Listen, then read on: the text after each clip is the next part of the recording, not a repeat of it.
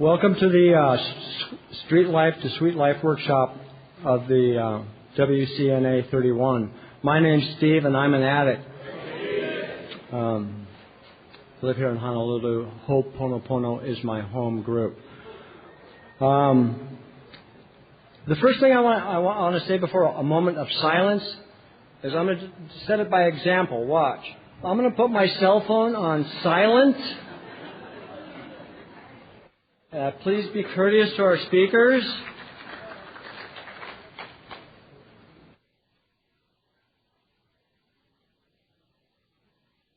They always told me to lead by example, so and we're good. Can we please open this meeting with a moment of silence followed by the Serenity Prayer?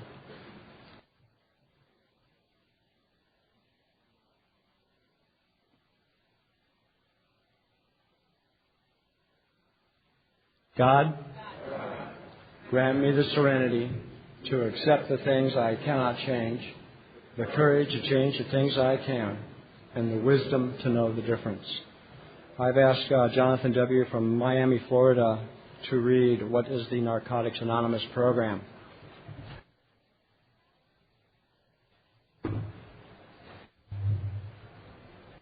I fooled y'all. Y'all thought I was the speaker, huh? I'm an addict named Jonathan. What is the NA program? I'm the Narcotics Anonymous program. NA is a non-profit fellowship of society of men and women for whom drugs have become a major problem. We are recovering addicts who meet regularly to help each other stay clean. This is a program of complete abstinence from all drugs. There is only one requirement for membership: the desire to stop using. We suggest that you keep an open mind and give yourself a break. Our program is a set of principles written so simply that we can follow them in our daily lives. The most important thing about them is that they work. There are no strings attached to NA. We are not affiliated with any other organizations. We have no initiation fees, no dues, no pledges to sign, no promises to make to anyone. We are not connected with any political, religious, or law enforcement groups, and are under no surveillance at any time. Anyone may join us regardless of age, race, sexual identity, creed, religion, or lack of religion. We are not interested in what or how much you used or who your connections were, what you have done in the past, how much or how little you have, but only what you want to do about your problem and how we can help. The newcomer is the most important person at any meeting, because we can only keep what we have by giving it away. We have learned from our group experience that those who keep coming to our meetings regularly stay clean.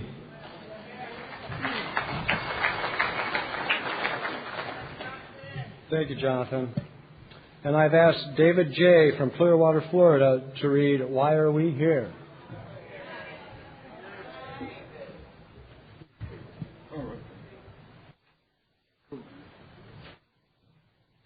Hey, family, my name's David, and I'm an addict. Hey, family. This is why we're here. Before coming to the fellowship of NA, we could not manage our own lives. We could not live and enjoy life as other people do. We had to have something different, and we thought we had found it in drugs. We placed their use ahead of the welfare of our families, our wives, husbands, and our children. We had to have drugs at all costs. We did many people great harm, but most of all, we harmed ourselves. Through our inability to accept personal responsibilities, we were actually creating our own problems. We seemed to be incapable of facing life on its own terms. Most of us realized that in our addiction, we were slowly committing suicide. But addiction is such a cunning enemy of life that we had lost the power to do anything about it. Many of us ended up in jail or sought help through medicine, religion, and psychiatry. None of these methods were sufficient for us. Our disease always resurfaced or continued to progress until in desperation we sought help from each other in Narcotics Anonymous. After coming to NA, we realized we were sick people. We suffer from a disease from which there is no known cure. It can, however, be arrested at some point, and recovery is then possible.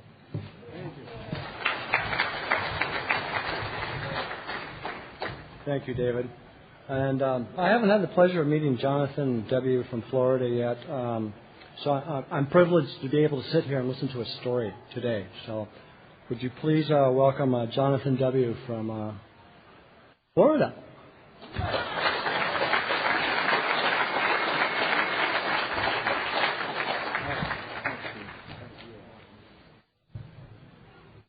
Good afternoon.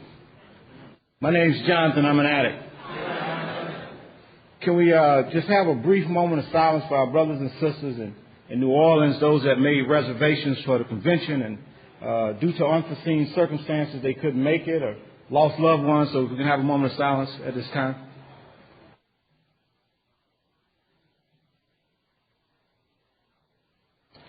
Thank you.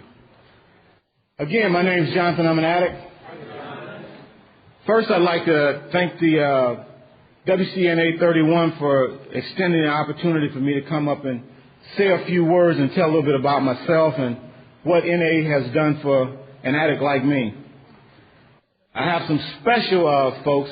One's not here, but the wife is, Ron, who is from our area, a very supportive member on the World Board, and always been a strong advocate for an addict like me, and I'd like to give a personal thank you to him, even in his absence, and Sandy, you can let him know.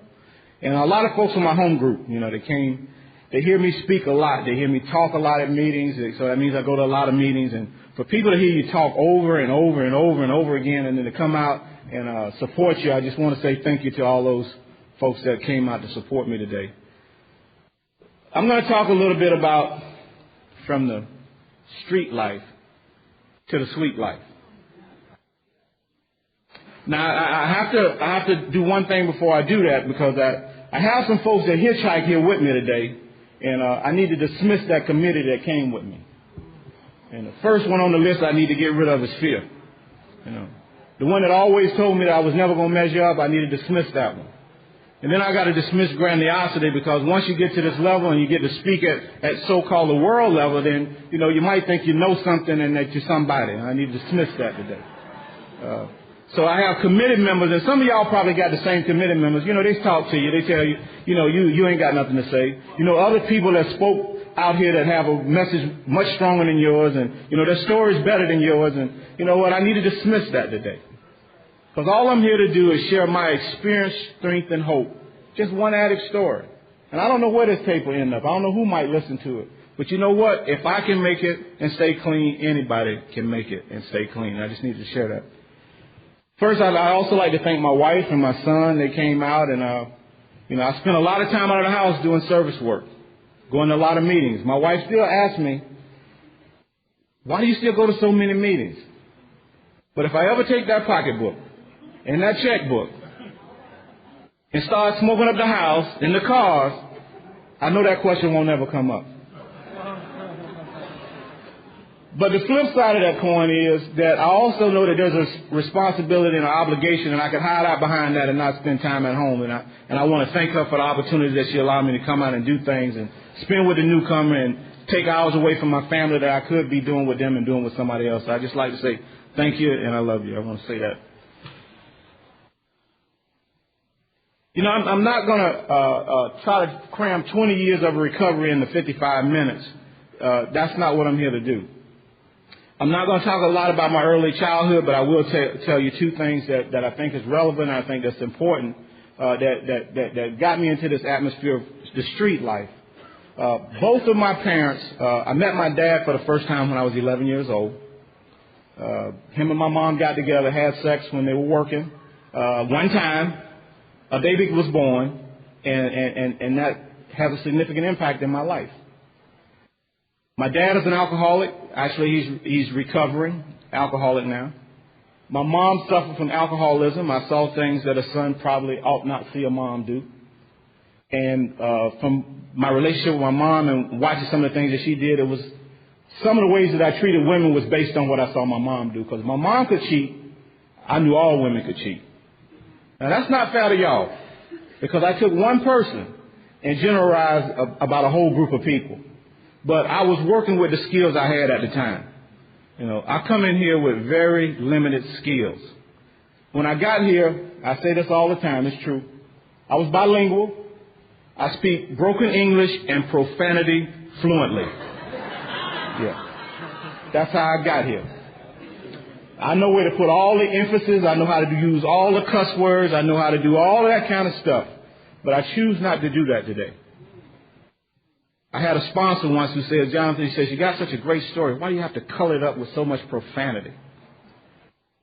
He made me angry. But he was telling the truth. That's just for this addict. I ain't telling nobody else how to do their thing. What works for you works for you. You know, it works for each of us on our own pace. To get into what happened to me, growing up without a dad, growing up in a violent family, my uncle was a very violent man. That was my male role model. He didn't believe in snitching right off the bat. Matter of fact, my first lesson was I came home one day and he was having sex with a lady in my bed, and I wouldn't go to sleep in that bed because they had sex in that bed, and I wasn't going to sleep in that bed, and I told my grandma, and she got on his case, and he came and jacked me up that night and told me don't never eat cheese. That's what he told me. You don't never snitch on nobody. You don't never tell. That stuck with me. And he didn't play the radio. My uncle was killed a few years later. That was the first funeral I went to. I was 12 years old, and he was murdered. He lived hard. He died hard. My mom, in her addiction, she was rough. She shot people. She was cut. She got cut. I grew up around that kind of stuff. My biggest thing that I grew up with most was fear. I grew up with a lot of fear, and I covered it up with everything else. I told her the pistol, but it wasn't because I was bad. It was because I was afraid. If I ain't have it, you might hurt me. I'm going to hurt you first. That's the way it went. I grew up with a lot of fear. I grew up with a lot of insecurity.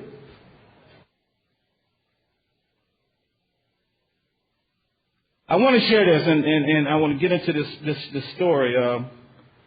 I went through the whole deal, joined the military, got married for the first time, cheated on my wife, did a lot of drugs, sold a lot of drugs, and in 1981, I got busted. So what the finest kicked my door in. Now, just to tell you the kind of person I was, in my mind, I was a big-time drug dealer. In my mind. You know, and it wasn't no big deal. I mean, I was making a little bit of money. I was working at Florida Power, and I wasn't cashing my paychecks, and I made more money on the streets than I was on my job, and I was a big-time drug dealer. I went out and bought me a brand new 77 Cutlass, burgundy with white guts with some spinners on it. I had a drip-drop Jerry curl. I had some Jordache tight jeans, and I had it going on. I kept a fresh grand in my pocket every day. If I got up and I didn't have $1,000, that was a bad day. You know, I did that for a little while.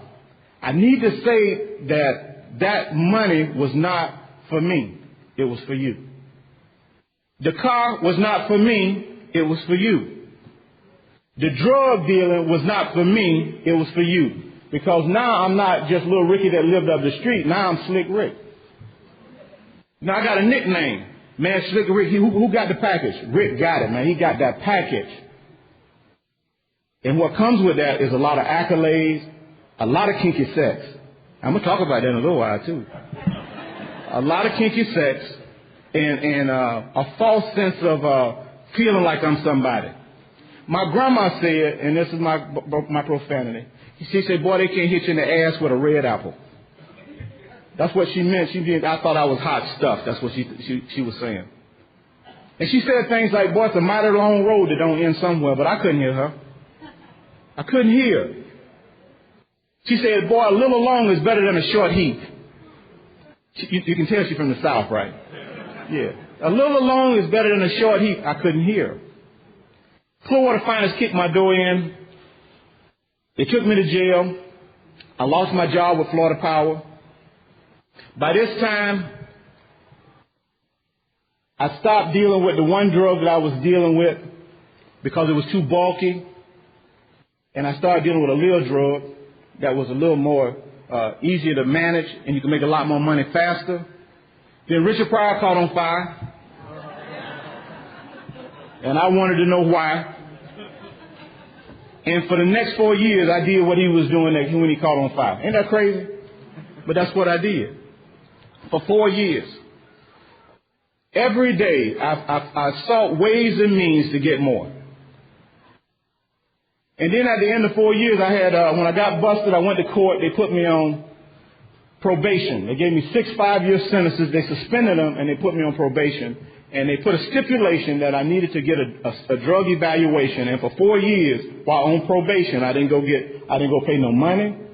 I reported once a month, and I used the whole 4 years of the 5-year probation. And what I found out later on was my aunt called down and told the people that I was not abiding by any probation. I was getting high, and would they do something?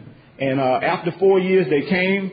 They changed my probation officer. I went down to visit this new probation officer. She sent me to get a drug assessment, and the verdict came back that I needed to go into an 18-month residential treatment program. And that's what I did.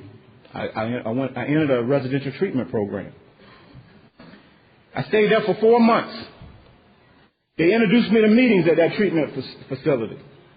They took me to 2 kinds of meetings. I don't have to tell you which kind they took me to. I'm going to try to be obedient to the traditions. They took me to 2 kinds of meetings.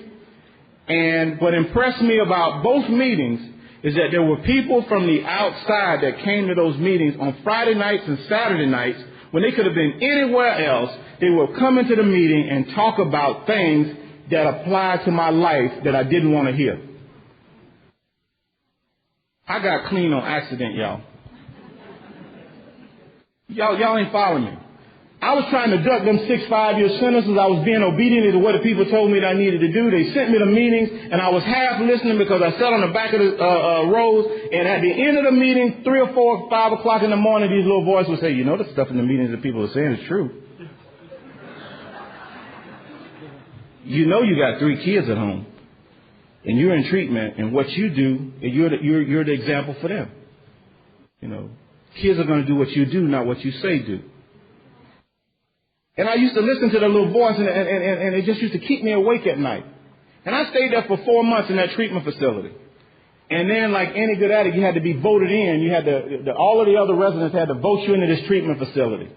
And at 4 months, I told them I got all the information I needed. I went to meetings. I'm clean for 4 months. I don't think I need to be here. So they voted me out. And I went to visit my probation officer, and they sent me to jail. And I sat in jail for 4 months without a bond. And I'm going to tell you, God's address is, I don't know about in y'all town, but it's on 49th Street where I live at. Because that's where I found God, in jail. You know, I went to the meetings in jail. They only had one kind of meeting in jail. And I went to that meeting. And I would listen. And one night, a voice spoke to me and said these words. It says, "I lived, I loved, I laughed. Then trouble came, I stumbled and fell. It seems the life I was living was taking me straight to hell. I even ended up going to jail. I was a self-made man with women and wealth, but I was ruining my health and killing myself. I didn't know then where to begin, but it was obvious I couldn't do it myself. Then, like a boat, God gave me a jolt of his everlasting love and care. You see, I knew it was him because my life was so dim that only he could show me the way. He showed me I was finished, but didn't diminish the pleasures I seek as a man. He said, turn over your life and make sacrifice, and I will show you the way." Before that time, roses are red, violets are blue was the best I could do.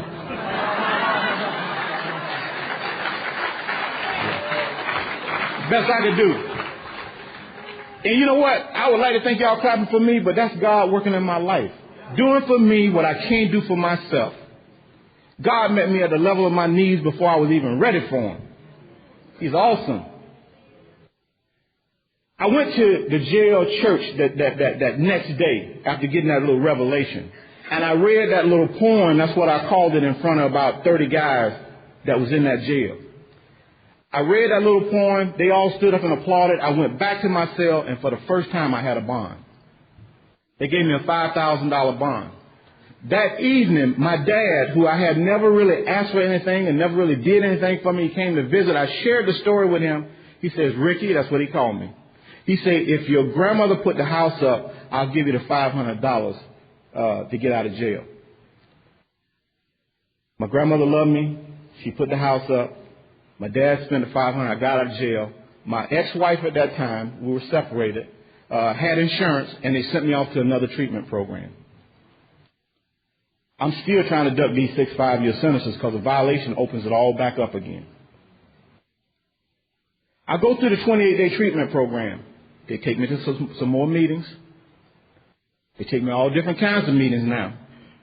Not just the 2 kinds. They took me to the ones that deal with the families too. And I learned something at every one of them. I would listen. And I would get stuff out of it.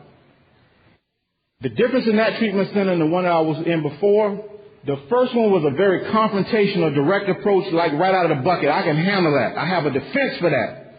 You give me some grief and you get in my face, I can cuss you out and I get back down with you. The second one, it came from a whole nother approach that I didn't have a defense for.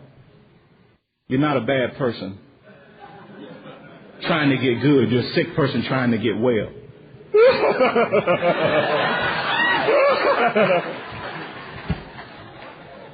Man, they hit me where I didn't have a defense. I spent more time crying as an adult male than I did all my teenage years. Y'all ain't heard me. I've cried more in recovery than I did all my years put together. They hit me where I lived at. But it broke down and the fences so smooth and they were out of the way, and the guilt creeped up in my life. The guilt that I had spent all my money on drugs and none of my money taking care of my kids. But I said I love my children. The dope man got all the money and all the time. And when I came to the realization that I love drugs more than I love anybody, that was a hurting thing for this addict. And I got in touch with it. And I grieved it. My jeans were shining. If you see shiny jeans, that's recovery. See, I get intellectual recovery. I can get information, but it helps, but that's not where I get well at. My healing took place in my grieving and the letting go. That's street life. I know how to do that with my eyes closed. Don't take no effort. It's a little bit of work, but it don't take no real effort. The work has taken place inside these rooms, the sweet life. That's where the work has taken place for this addict. I came out of that treatment center, and on April 17th, 1984, when they arrested me and took me to jail, I don't know why, family, but I have not found it necessary, one day at a time, to pick up another drug.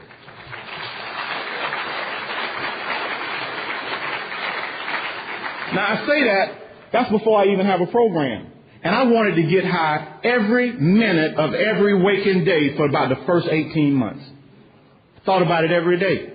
Wanted to get high every day. I picked up a new drug of choice, though, which was the first drug of choice, really, and that was sex. Did y'all want me to talk about it? I'm going to talk about it. That was my first drug of choice. And in recovery, I was doing well.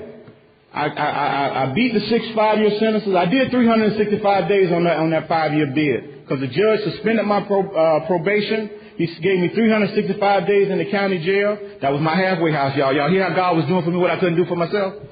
He knew I wasn't going to go back to my neighborhood and do the right thing. He gave me 365 days to get some time under my belt before they sent me back to my neighborhood.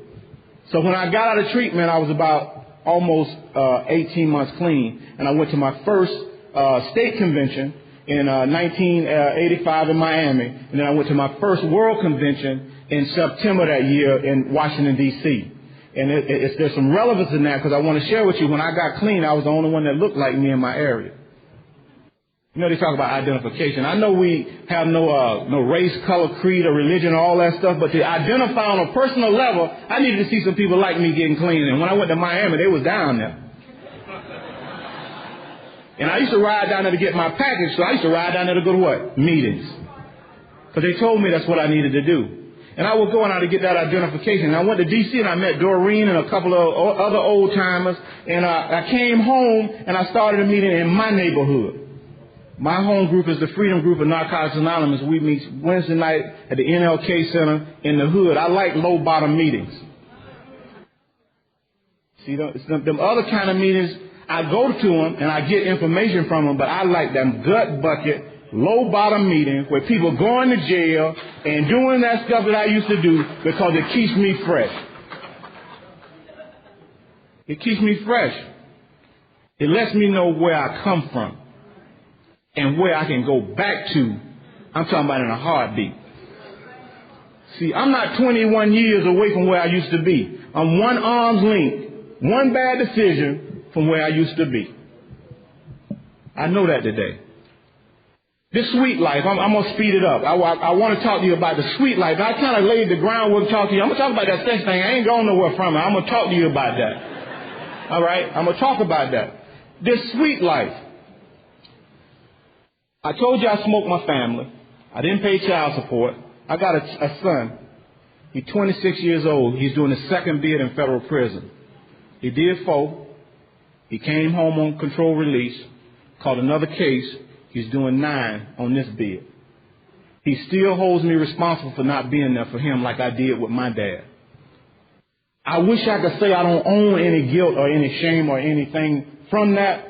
But you know what? You can get clean and you can do a lot of good stuff. But there's some things that's a thorn in the side that's just still right there. Yeah, I'm still holding on to some of that. And I get sucked in. I buy into some of the guilt and all that kind of stuff. I'm letting you know that's what I do. I do that. I got 2 other sons. They shot my other son last year. They came in to rob me, sell a little weed. They came in to rob him, take a safe. They shot him, scared me to death. Because he was doing what I used to do. I didn't take that as my fault or my responsibility because they've seen me stay clean for over 20 years. When I got clean, my son was 4, my oldest. The next son was about 3, and the other one was 18 months. So for most of their life, they saw me clean, but I still get held accountable for what I did to their mom, and rightfully so. Getting clean don't erase what I used to do. It don't erase what I did. It just allows me to be able to live inside these rooms and live inside my skin after I do some work to be able to feel comfortable enough. And I do feel forgiven. I do feel that today. I know God has forgiven me. But anyway, I'd say that to share this. Those other 2 boys, they got their own little rap group, and they still dibbling and dabbling. And I hope that they don't have to find these rooms, but if they do, I know we're here waiting for them. I can't say that they addicts. All I can say is I'm a what? Addict. And I can say my mom's an alcoholic and my dad's an alcoholic because they said it. But I can't say what they are, but they sure look like what I used to do. And I'm scared for them. I really am.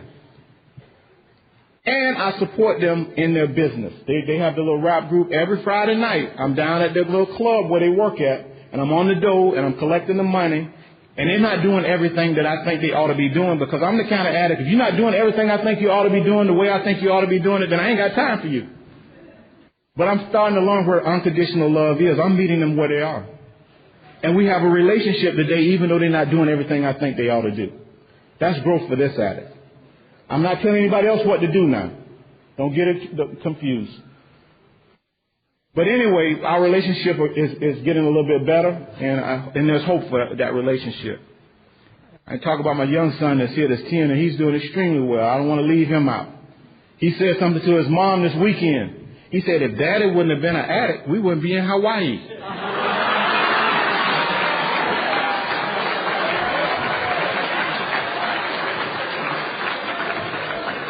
He ain't hardly lying.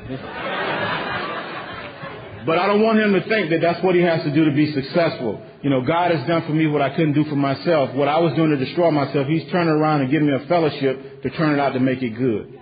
Not everybody get that opportunity. Because a lot of my friends are either in jail for the rest of their life or dead. To speed this thing up, dealing with talking a little bit about my family, I want to talk a little bit about this sweet life.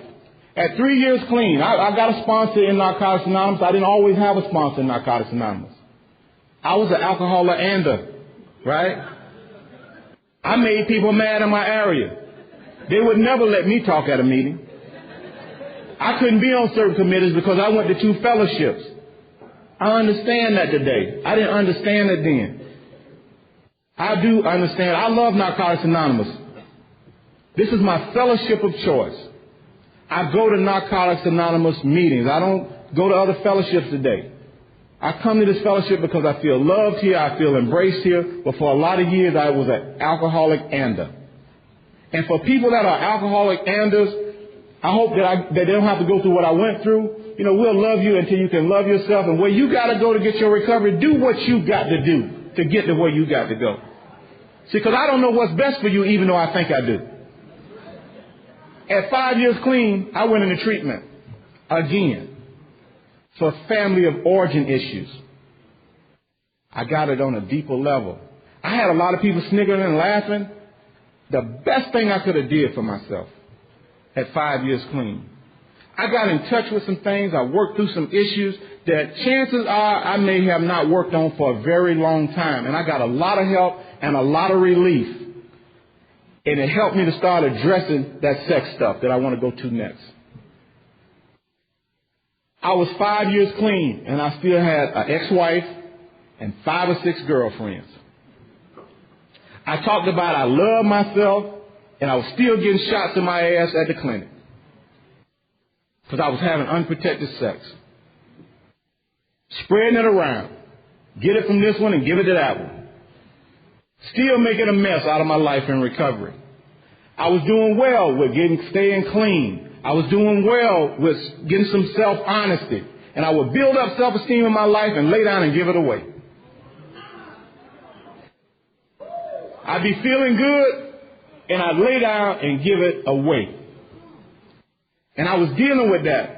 I deal with it from 5 years clean to 8 years clean. And if anybody in this room or anywhere in the world would have ever told me that the thing that brought me so much pleasure would bring me so much pain, I'll tell them you're out of your mind.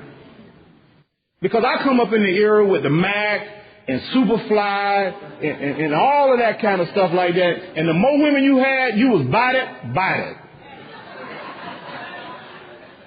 And what I've come to find out was, all that was my insecurity. I was afraid to make a commitment and put all my eggs in one basket. That's what I'm talking about. I was afraid to put all my eggs in one basket. Because if I trusted you and you hurt me, Lord have mercy, what am I going to do now? What am I going to do? And I went into fetal position. We have a group of guys that we go into relationships, and when we end up on the couch, we call it fetal. We gave it a name. Get depressed, can't eat, can't sleep. All I can do is obsess on my drug of choice and who she with and who she doing it to and how she doing it, and it's better than how I was doing it, and the list goes on and on and on. My sponsor said, Jonathan, you'd be better off if she was dead. You could grieve that, but just to think that she's with another man, you can't handle it. And it was true. 8 years clean. I was at a midnight meeting, New Year's. They were going around asking about New Year's resolutions. And when somebody asked me what I wanted, I'm going to use this word, and I don't mean to be offensive, but I said I wanted sexual sobriety. I wanted to be clean in that area of my life because it was killing me. Old timer pulled me aside after the meeting. He said, you know how to get it, don't you? I say, no. He said, stay out of wet places. I know that's crude. What he was telling me was the same thing that I needed to do, be abstinent. He told me to be abstinent. I didn't know how to do that. I could stay in my bed up until about 1 o'clock, and I could share real good in meetings, right? But 2 o'clock in the morning, I'm knocking on somebody else's door. And after them 5 minutes up, I said 5 minutes, I meant that. Yeah, after them 5 minutes was up, I'm gone. It was only enjoyable for the time, and then as soon as it was over, see, you ain't shit, you ain't never been shit, and you ain't gonna never be shit. That's what my disease would say to me. You go to that meeting, you talk all of that stuff, and look how you're living. I stayed out of those places. I stayed on my couch. I got with my sponsor. I wrote about what I was feeling. I talked about what I was feeling. I got some humility through my humiliation. And I got some freedom from that. And I stayed out of those relationships, and then I met my wife probably when I was about 10 years clean. And I've been with her for 13 years. And I've been, 13. Yeah, thank you.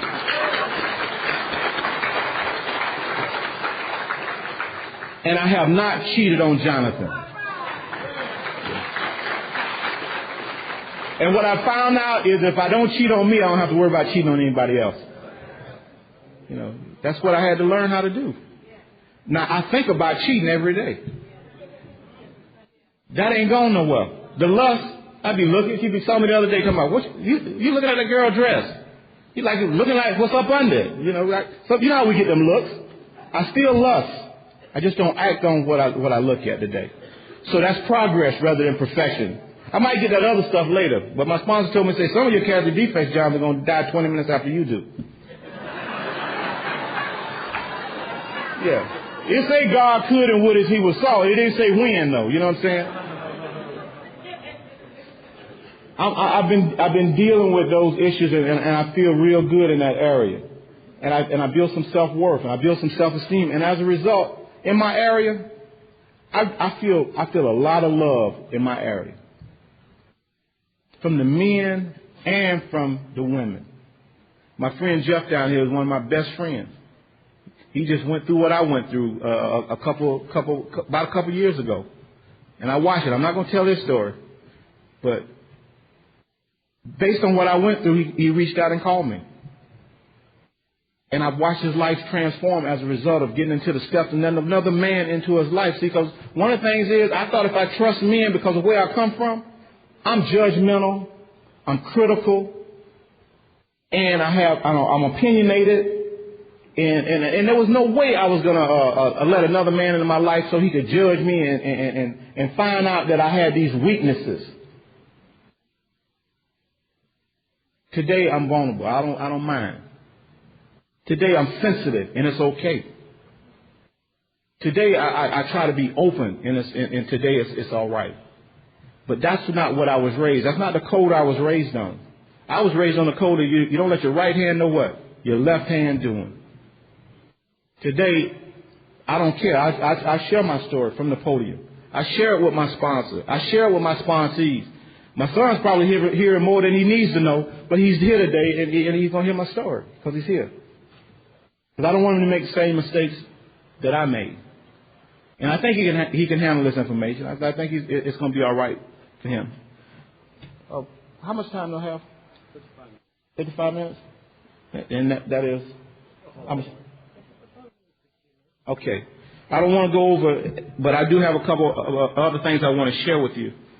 At 5 years clean, I went through that ordeal up to 8 years clean. Then I met my wife at 10 years clean. And I met my wife on the college campus. I met her at college.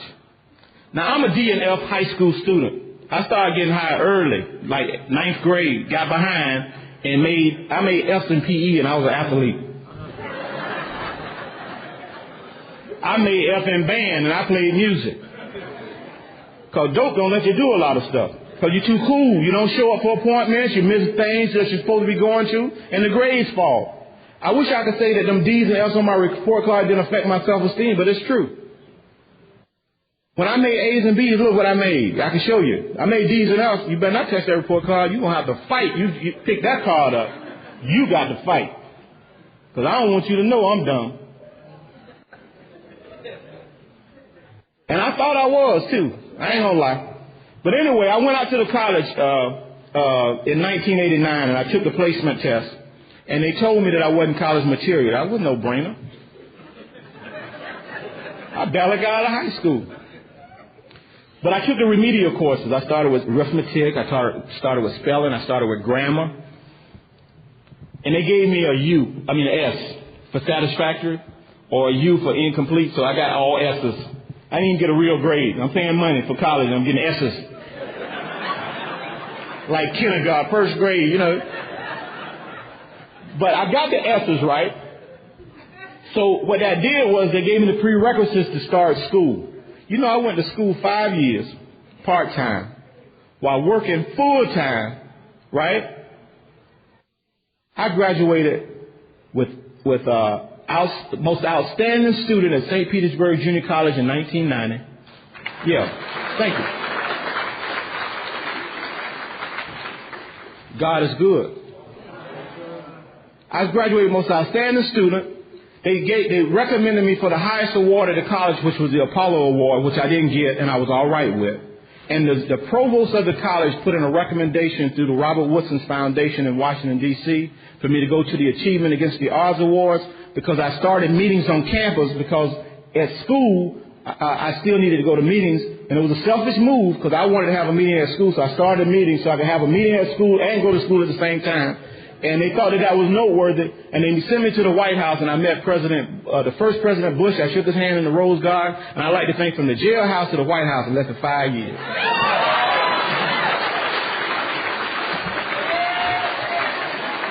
God is good. You know, my grandma used to say things like, boy, if you take one step, God will take two, and if you knock on the door, he'll open it for people just like you. I didn't understand what she was telling me when she was telling me, but now I know. God will open doors that ought to be closed to an addict like me. My first job, I was in work release, in jail. The city of Clearwater, Florida. People that don't even have records can't get the job. I call the people and say, hey, look, I'm in jail. I'm going to be going to work release in 2 weeks. Can you push my interview date back? Arrogant addict, right? They pushed the date back and hired me while I was locked up. Yes, they did. Now, on that job, a couple of my partners that I used to deal with and get high with, now when I got that job, guess what they thought I was? I'm the police. They didn't see it coming. I'm the police. So now I got to deal with that on the job. So when they want to go off and smoke their weed, they ain't going to disclude me because I'm the police. God was doing for me what I couldn't do for myself. They meant it for evil, he meant it for good. So they didn't do certain things around me, and I got the job, and I stayed there for 3 years. And that little voice that I told you about told me to go out there and go to that college. I was in a ditch. I was waist deep. I used to dig holes in the ground. I worked for the gas department. In the cold, in the rain, and all of that. They paid good money, vacation benefit. And when I told my grandma I was going back to school, she said, boy, you done lost your mind. You got that good city job, and you finna quit. Talking about going back to school? That's what she said to me. I told her I had to. I got my degree in substance abuse and human services with an emphasis on substance abuse. You know, when we get clean, we all want to be counselors. You know what I'm talking about. All right, I'm one of them. I think I got something to share. So I got that, and my first job, on my way to that World Convention, I met this guy. I called him yesterday and just told him thank you, just out of the blue. I was just so full. The man hired me to be a substance abuse counselor with no experience, none of that, in 1988. I'm a hot 18 months clean. I'm out trying to give it away.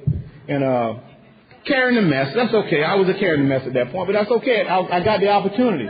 I worked for this man, got a good job. I went to school for another 2 years full-time while working part-time, and I graduated as Bachelor of Social Work Student of the Year from the University of South Florida. You see the progression? 1 degree is too many, 1,000 is never enough. You know the success and stuff can work for your benefit and recovery. You understand that, right? But anyway, I graduated Bachelor of Social Work Student of the Year, 3.75 GPA. My language cleared up. I got a dictionary. I got a vocabulary. I started learning some words like plethora, pontification, I learned some big words, and I thought I had arrived. I thought I had arrived. I started doing some good stuff. I started getting some recognition and some support from my area. I sponsored some people. The same H&I got involved with H&I. I started carrying message. I was a GSR in my home group. I did a lot of service work. I want you to understand that. It just wasn't something that was easy, including going to meetings. There was never a time in my recovery that I have not gone to meetings. I want to make that clear. Because we got that line, sociable acceptability does not equal recovery. You know how you say that. And I got some sociably acceptable things, but I have never not gone to meetings. I may have stopped going 7 days a week and cut down to 3 days a week, but I've never not gone. And as a result, I haven't had to go back out there and experience that misery. It's but for the grace of a loving God. But anyway, as it was saying, I got a job as a juvenile probation officer. Right? Did that for 3 years. Yeah, it's a convicted felon, you know, with all that kind of stuff. And at the end of that 2-year period, there was one of my teachers, a research teacher, and I applied for clemency. And I sent my paper to Governor Lawton Childs, to the governor's office in Tallahassee. You know them people gave me a full pardon? Yeah. Give God a hand. I'm talking about that, yeah, give God a hand. Them people gave me a full pardon. My wife was with me. My wife said, somebody in the back row, she said the lady praying out of her spirit. I don't know who the lady is. See, God will put people around you that will pray people in the right position. I believe that. The governor said, no, it hasn't been 10 years yet. It's been on about 8 years. And I remember Butterworth, whatever he is, he said, Your Honor, he said, Governor, this man has done a lot of good work. He said, if anybody's worthy, he is certainly worthy of it. The man signed the paper. Not only did he give me a pardon, but he said I could tote a gun and everything. I don't own a pistol. Because ain't nothing in my house I don't use. You hear what I'm saying? I don't own a gun because I know me. I'll use it. Over some dumb stuff. I don't own one. But anyway, I took a year off and I went to school for what? 3 years part-time while working full-time and got my master's degree.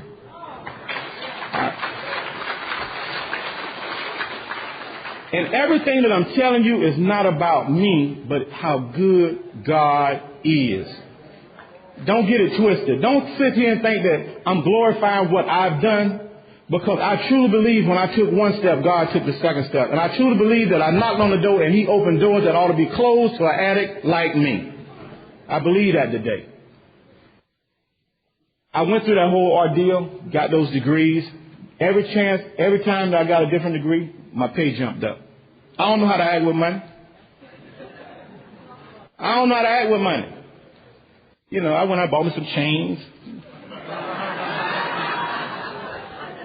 My wife went out and bought a little sports car, got 2 seats in it, you know, we got a nice home, we got some nice things. As a matter of fact, I bought a second home. I came in here dead broke, y'all. Dead broke. You know what I'm saying? Wanted my mom to come to the convention, but instead I brought my goddaughter, and then her sister came along. But that's the benefits of staying clean. That's that sweet life. And I'm talking about when I get back, I ain't got but a little bit on the credit card. The rest of it paid for. Paid for it early. You know, it's good. It's manageable. Now I got to share this because it wouldn't be. I don't want anybody to think that it's all peaches and cream. About 2 years ago, I don't even want to talk about this. About 2 years ago, they opened a little casino in my neighborhood. You know. Yeah, about 2 years ago. Actually, it ain't my neighborhood. It's in Tampa. It takes me 30 minutes to get there.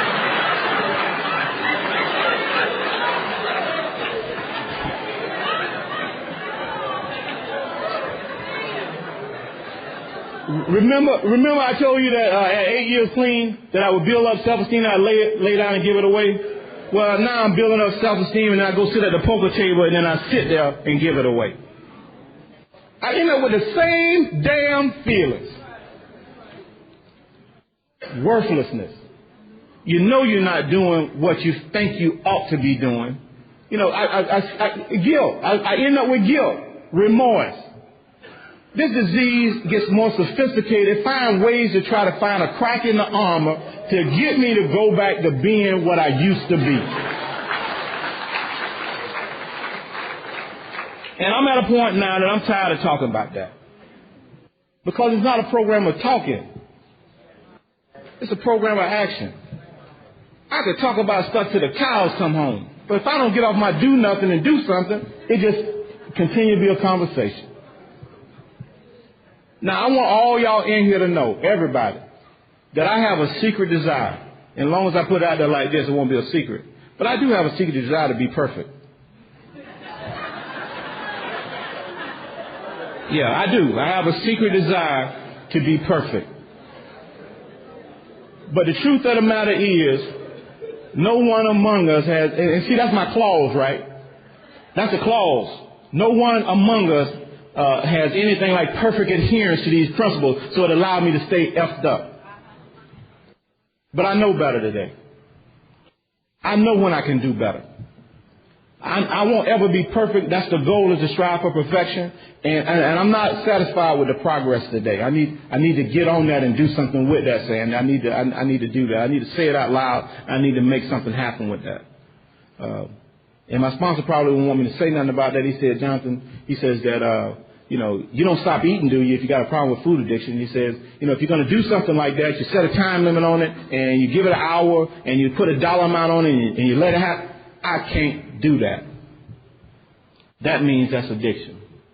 When I don't have control, that's addiction. When I'm obsessed with it, and I lose control, that's addiction. And I have to look at that and do something with it. And I'm going to step on off of that. I just wanted to put it out there because I wouldn't be telling the whole story if I don't tell the truth. And my freedom has come from being able to put it out there. And when I can't talk about it in these rooms, it's got me.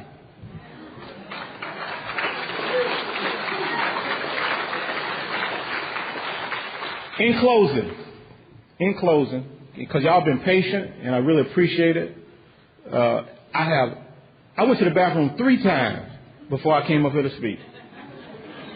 I hadn't had them butterflies. You know how you do before you cop? I hadn't had them in a long time. I had them. They gone now. But I had them prior to this meeting. And it's really because I still have a desire. I want to impress y'all. I want to have something powerful to say. After the meeting, I love the hugs. I love that attention. I love it. I ain't going to say it like I don't love it. I love it.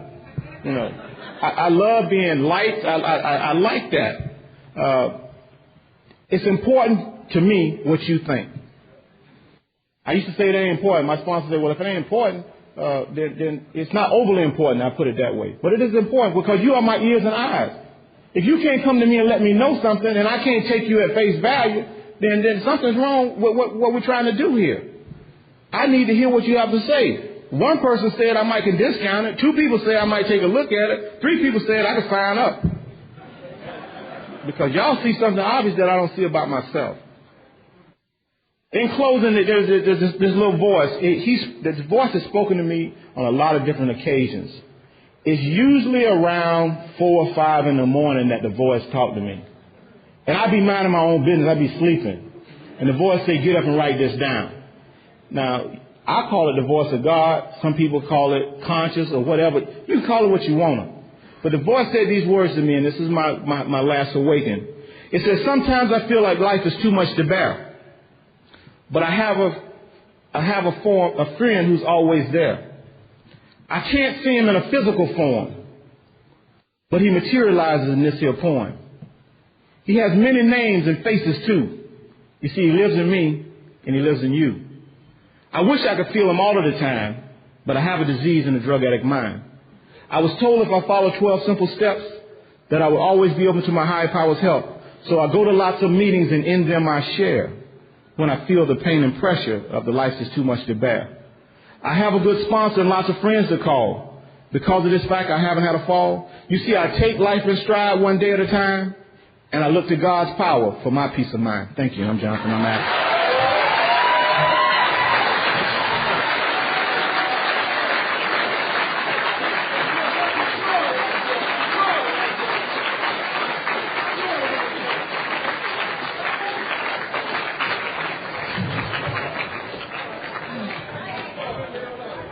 Oh, wow.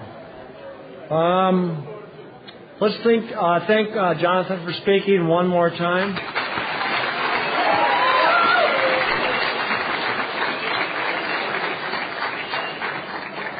And Alex from Santa Cruz is going to read Just for Today.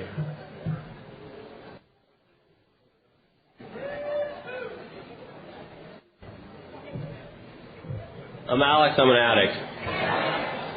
Just for today, tell yourself. Just for today, my thoughts will be on my recovery, living and enjoying life without the use of drugs.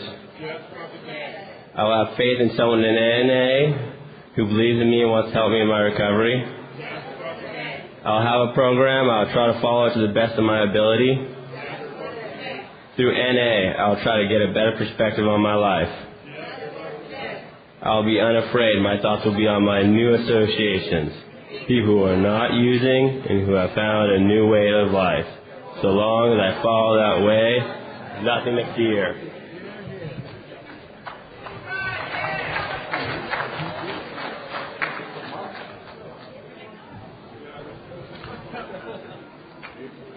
Yep, we'll circle up and close the meeting with a third step prayer.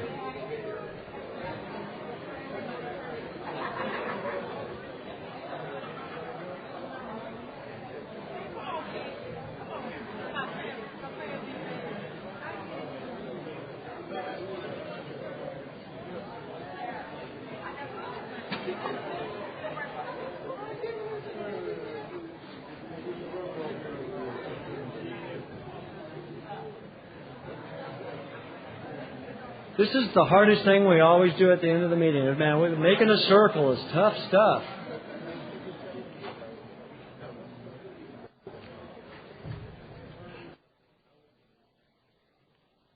There we go. After a moment of silence, we'll close with the third step prayer.